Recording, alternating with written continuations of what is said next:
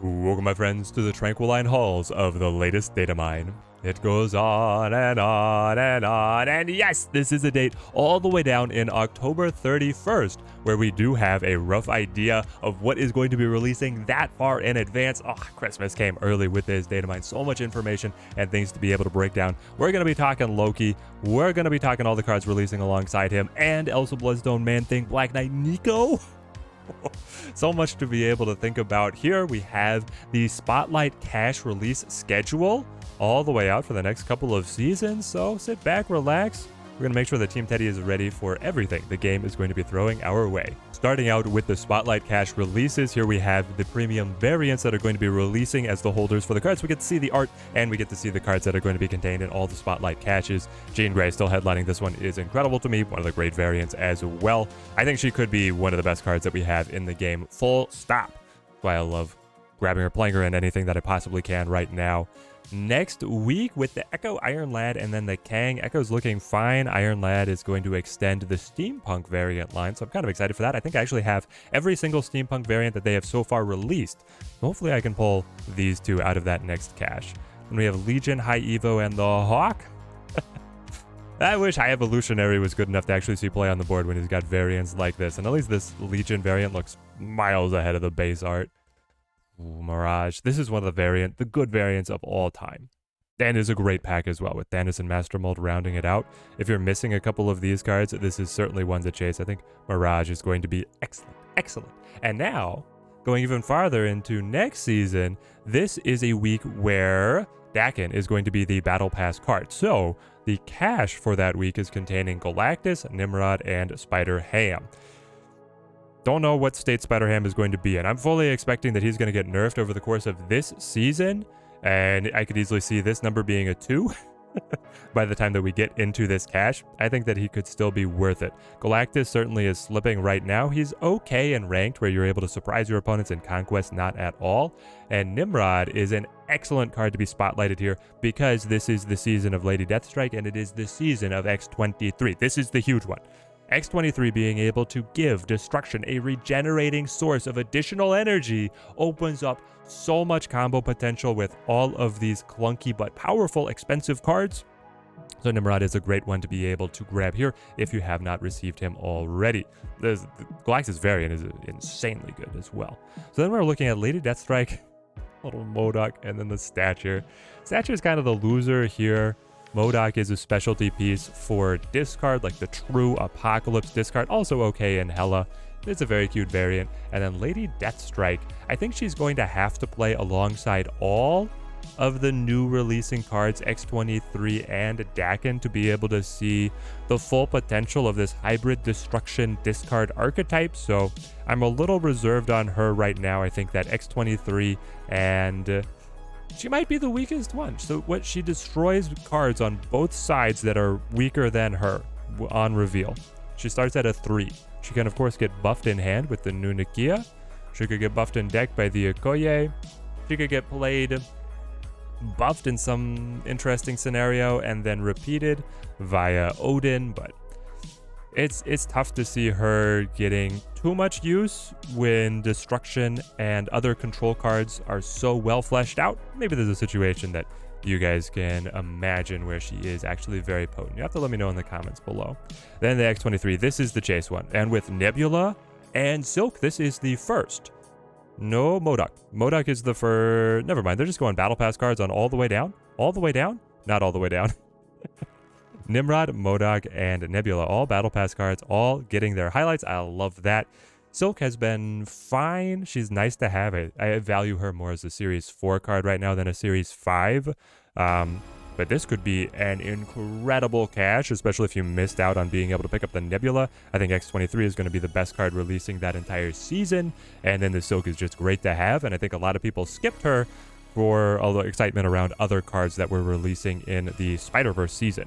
Then we get the Silver Samurai alongside Wedding Dress Kitty Pryde.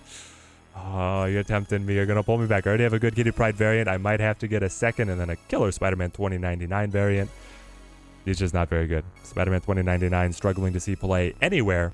And I don't know if he can really be buffed either. If he just gets a stronger stat line, I mean, maybe he could be cheaper and then a weaker stat line. That makes him easier to combo. I guess I could enjoy seeing that. Silver Samurai. I'm a little worried. He discards the lowest power card from your hand and your opponent's hand. Lowest power, not lowest cost, like Culling Wing. But it is hitting both sides. The hand attack potential of being able to play, well, Spider Ham can remove the ability of the opponent's most expensive card. Then Black Widow blocks out a card draw. Then Moon Knight comes in and has them discard a random card. Silver Samurai has them discard their lowest power. Black Bolt has them discard their lowest cost, and they're just top decking. They just have one card left in hand by the end of the game, if that at all. Maybe it's the pig. They're completely hamstrung by this kind of hand attack. Could be really toxic to play against, so I'm definitely gonna be excited to experiment with that one. And then in September 5th, finally, Jeff comes around. Honestly, if you have the tokens, I think that you should spring to unlock Jeff earlier than waiting all the way down into September. But if you've just been in a resource crunch and not able to scrape together the 6,000, it's expensive. It is really expensive, especially with the dramatically reduced token acquisition that we have right now. You'll be able to get Jeff in this cache alongside Ghost Spider, and then Null is the very first repeat spotlight with a all-new variant. I mean, his variants do not miss. But at the point where you have already like 2 or 3 good ones, do you really need a 4th? No, not at all. The Ghost Spider is looking fine, and she is very flexible. She's one of the better move cards out of the entire package. And Jeff is so cute. Jeff is so cute. Now, I don't always do this, but before we get into theory crafting around the data mines for all of the new season cards that we're releasing weekly, some of these variants are absolute fire. Some of the best variants that I've ever seen are releasing. I think that the Pantheon line, they're releasing a ton of these. I'm wondering if it's going to be a variant rush. They're looking pretty good overall. I love the style, but that's not what I wanted to highlight here. Mobius M. Mobius. Dan Hip with Alligator Loki. Loki for President Pin. It's so perfect.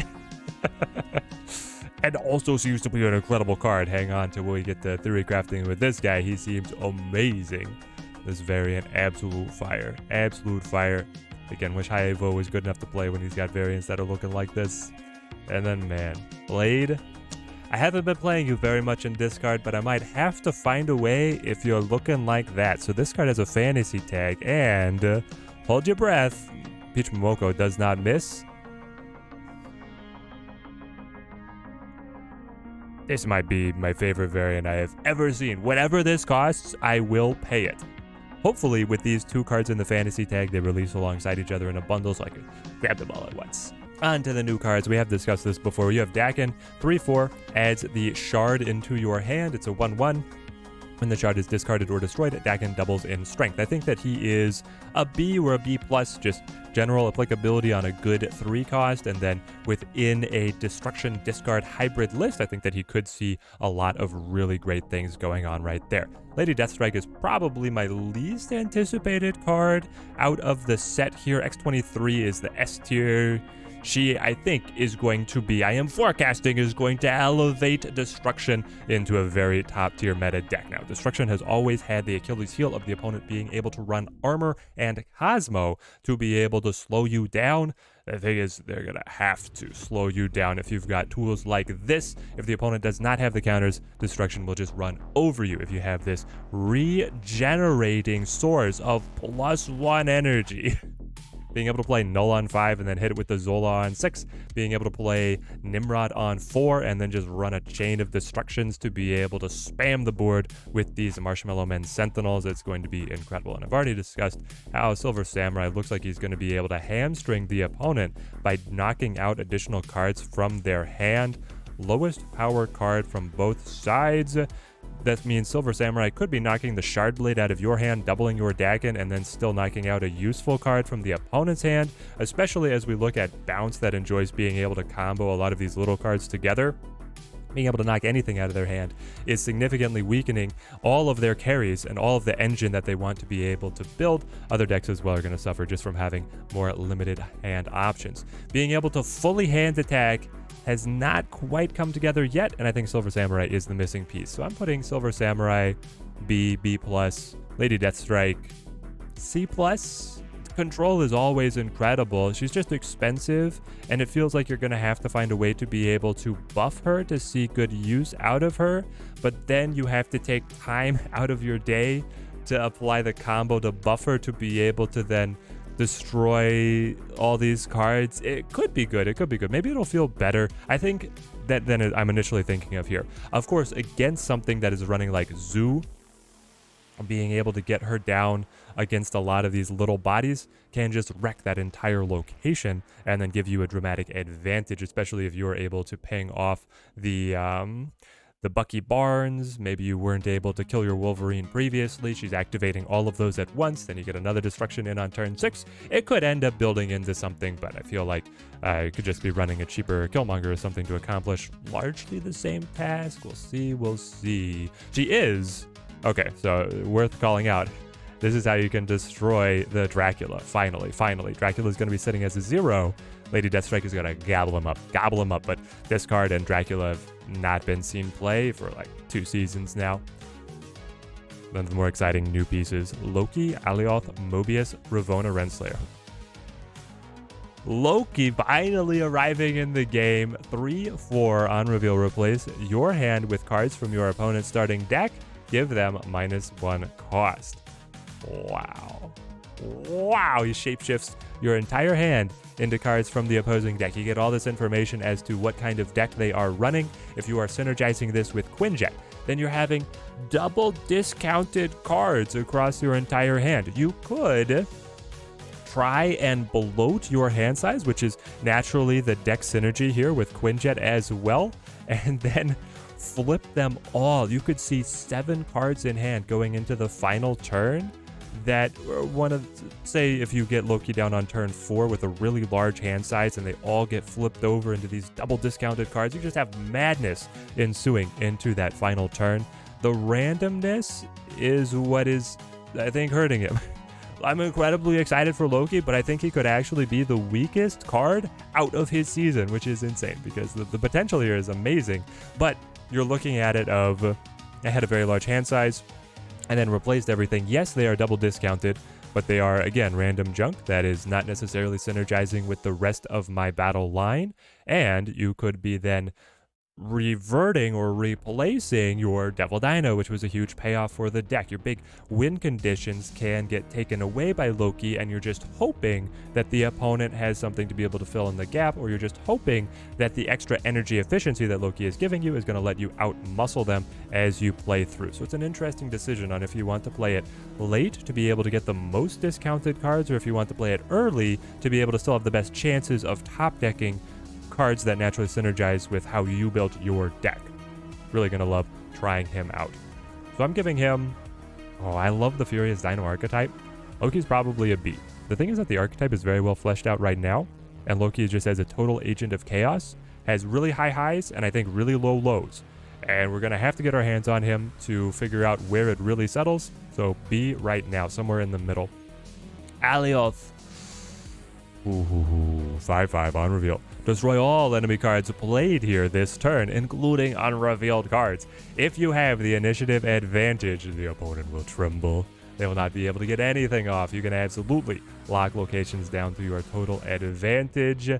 Combo this. You play this on 5, and then you combo into a Zola on turn 6 to just wreck the opponent on 2 locations. If you're able to build up early tempo, that sounds almost unstoppable. Almost unstoppable. It's looking like with the resurgence that Destruction, or the new, more powerful tools that Destruction is going to have, we could be seeing a lot more armor play, a lot more Cosmo play for protection decks looking like they have to protect themselves up against somebody that is just trying to run the Destruction combos, or somebody that is trying to run Alioth. So he's not able to destroy things that have already been established, but he's able to prevent anything new from coming in to affect the location, and he is hitting everything. So decks that are trying to be able to hold back, like bounce and then combo everything all at once, have no option of being able to stop this. And even if they are dodging initiative, which normally these decks are trying to do, Alioth says no. Just crushes them. This is the card that Kingpin kind of wanted to be on a late turn, being able to wreck a couple cards. But this is just the combo all in one. I love it. I love it. And then we get into Mobius. It just gets better from here. So Alioth, I think I have to give an A. I can't see myself rating it any lower than an A. I don't know if I want to push all the way up to an S tier ranking on Alioth though, but he's certainly going to be a card that you're going to want to add into your collection alongside Mobius. Guys, stockpile for this season as well. Everything coming out seems to be fire from Second Dinner. Ongoing, your cards, your costs of your cards cannot be increased. Your opponent's costs cannot be reduced. He says no to all of these cost-changing shenanigans.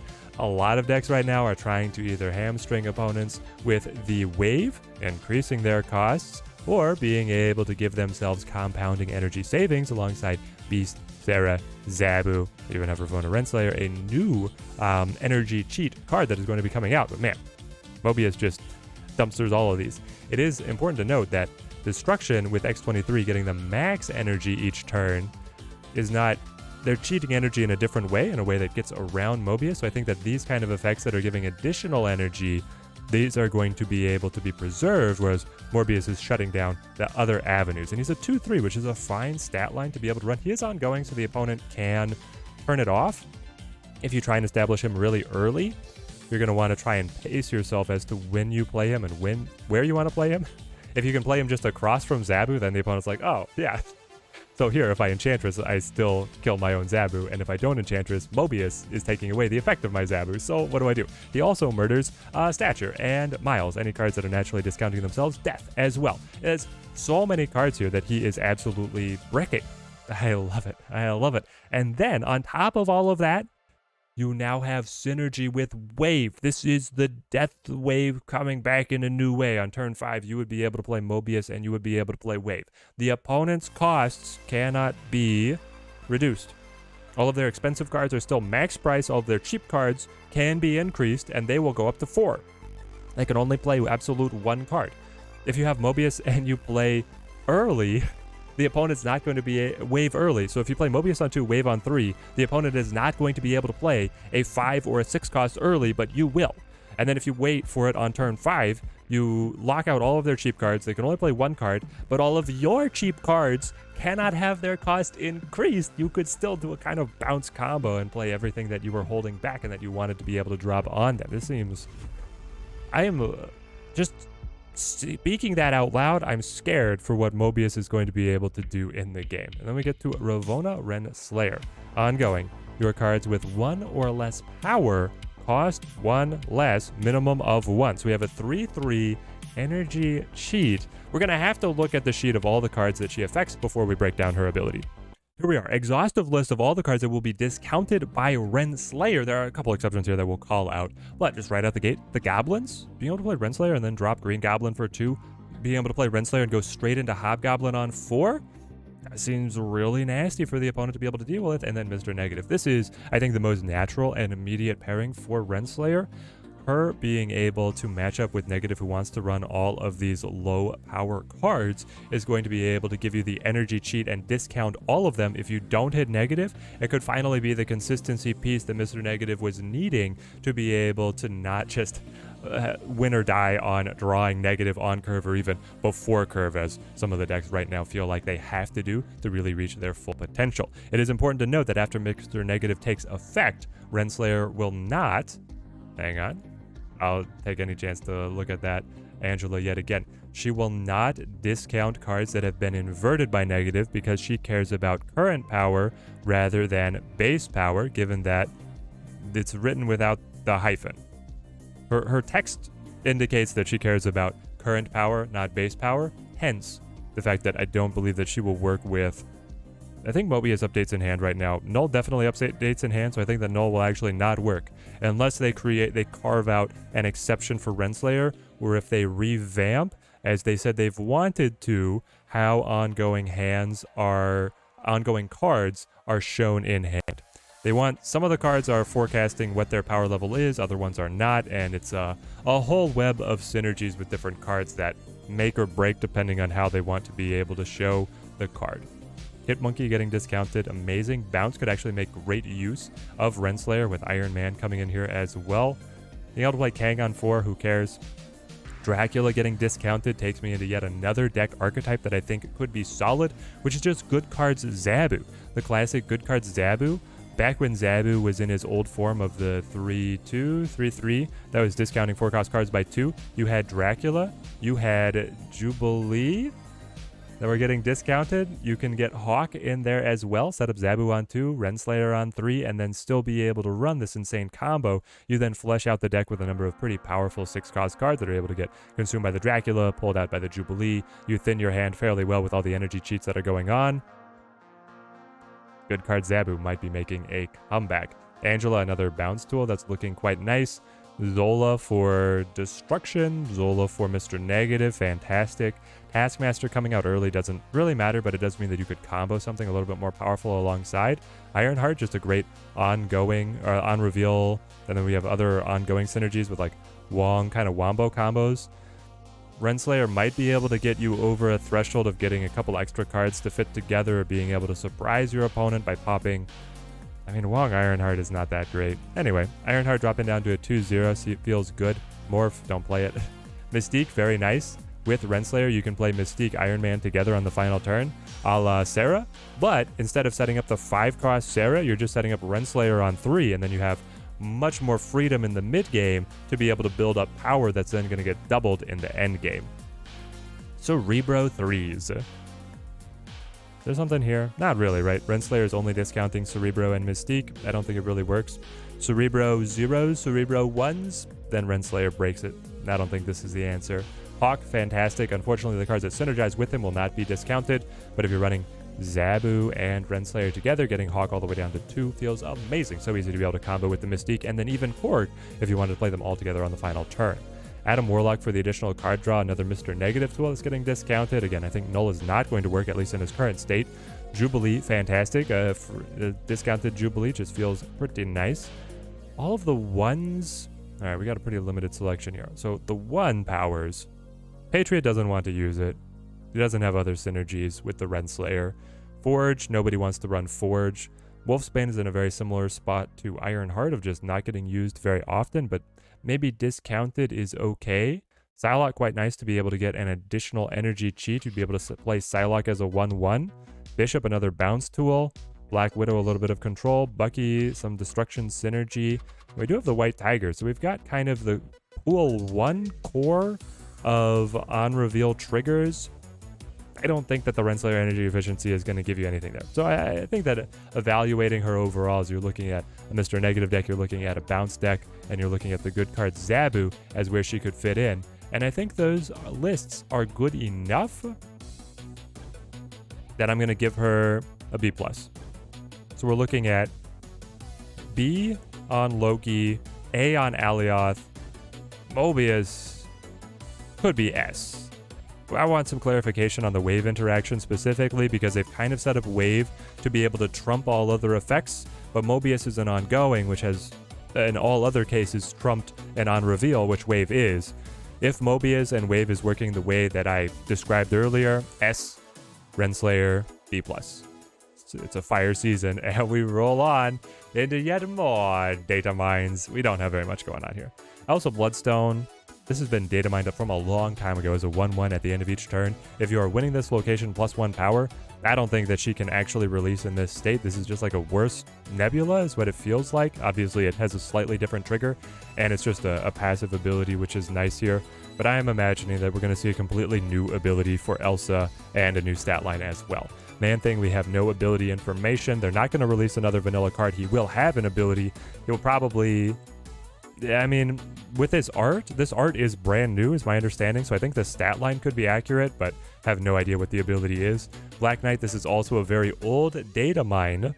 1-2, when this is destroyed, draw a card. He used to be matching Silver Samurai, but for destruction and discard, they would both, when they were destroyed or discarded, draw a card.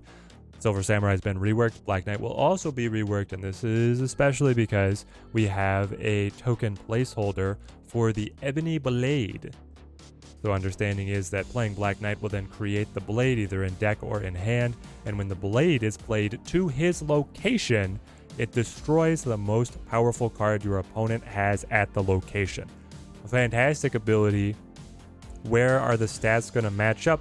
Is Black Knight going to be expensive? Is he going to be cheap? Is the blade going to go to hand, or is it going to go to deck? How expensive is the blade going to be? How easy is it going to be able to get duplicate blades to play it and then move Black Knight, play another blade, being able to re-trigger things with Absorbing Man, with Odin, get double activations with Wong. There's a lot of potential here, and just destroying the opponent's most powerful card is incredible. It doesn't care about them reaching a power threshold or being within a certain cost block or being underneath your power in terms of Elsa or being played on a specific turn. It's just blanket destroy the most powerful card.